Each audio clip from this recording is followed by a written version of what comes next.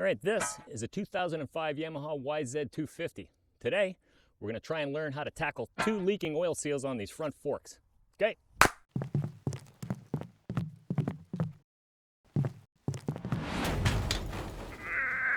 That one's for you, Kane.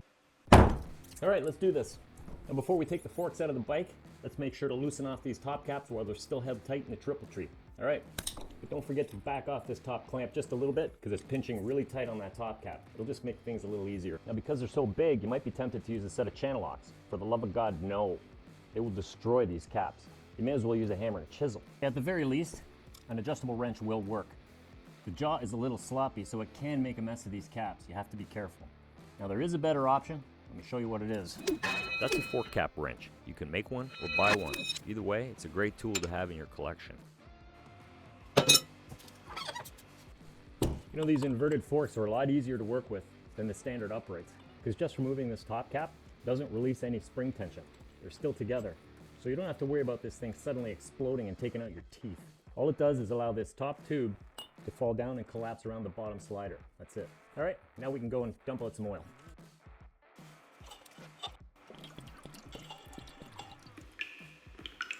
All right, flip it around. We're gonna loosen this adjuster nut. Now once the threads top out on that, as far as you can go, you're gonna need that special tool. Push down on the inner tube and trap that lock nut. Grab everything like that and loosen off the adjuster. Unclip it and slide it apart, just like that. Let's put this damper assembly to one side. Oh, there was a little spacer stuck there. Okay, this is what we came for. Let's pry off that dust seal. Unclip that seal inside there, just pull it out of the little recess and slide this thing apart. The only thing holding it together is the friction of that seal in the tube. Okay, there's the upper bushing, the lower bushing,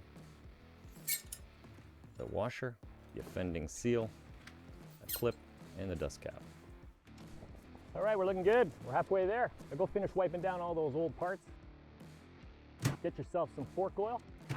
Find yourself a fork seal kit, and while you're in a spending mood, grab a fork seal driver.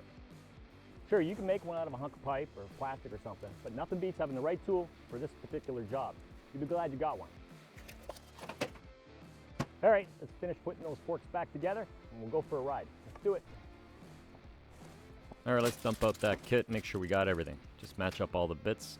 All right, that looks good. Okay, let's start with the dust seal. Slide that in place. Next up is the clip. Next up is the oil seal. You want to really lube this thing up. It's important you don't cut this. And that's a sharp edge. You have to protect it. Don't be raw dogging it. Don't be afraid to use these things. That's what they're for. And they're good on a Saturday night too. And I know you got a lot kicking around. Just look around under the couch cushions in your car. They're everywhere. Then lube that thing up. Can't be slippery enough. Cut away the excess. Slide down that seal and remove that. Oof. Give me the willies.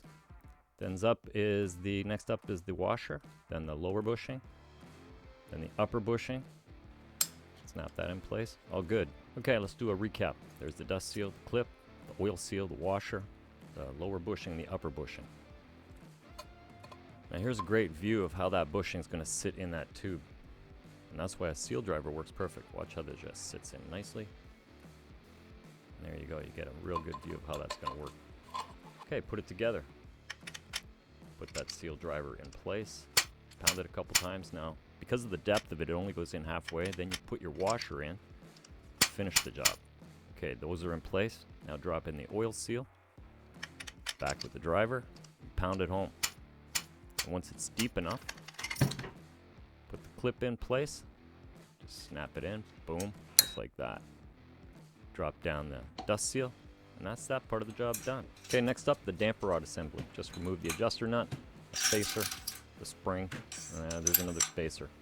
Then you can pull out that adjuster rod. Now flip it around and we'll take a look at this base valve. That thing's full of oil. You can change that up. A couple tools required. We already got this one. And have a look at this. You can make it or buy it. It's a fork compression valve removal tool. Pretty cheap. Good tool to have in your toolbox. Just back that off. Pop it out. Now there is a little hydraulic pressure here, kind of suction, so pump out that bottom rod there and pop out easy. Now just use that same rod and get rid of all that oil. Pump it out, clean it up. Now with this base valve, there's some O-rings to look at. Your kit supplied you with them. Oh, and there's an air bleed screw, and that's the clicker for the adjuster rod. Okay, now have a look at your seals there. There's some oil seals or O-rings. Just pop them off. I'm not going to tell you which ones go where. It's pretty obvious. Big ones go for the big ones. Little ones replace the little ones. Done. Okay, check your manual for recommended volume. Start pouring. The big takeaway here is no bubbles. Pump the damper rod up and down as many times as you need to expel all the air in that chamber. Big deal. Then when you go to put on the base valve, use the damper rod to suck down the base valve as you're pushing it in. Just makes it easier.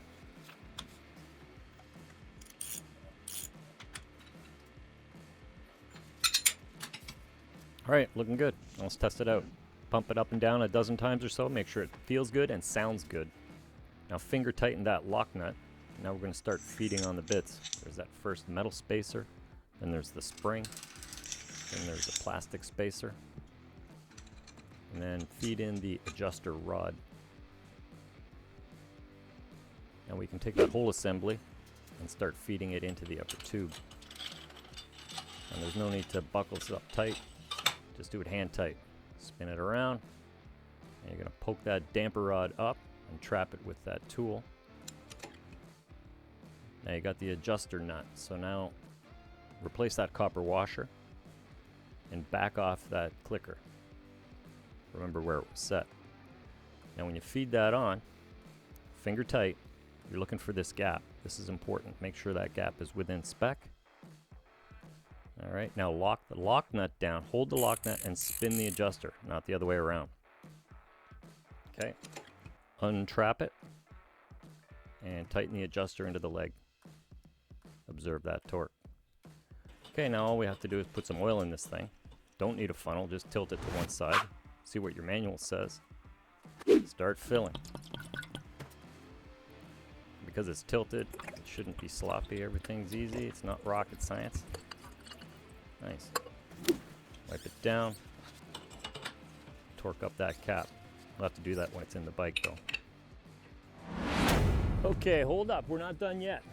Sure, your suspension's going to work good now, but what about the carburetor? And how's about the power valve? If you want to learn a little bit more about them, check out these two videos right here. Because remember, when you stop learning, you start dying. All right, I got stuff to do. See ya.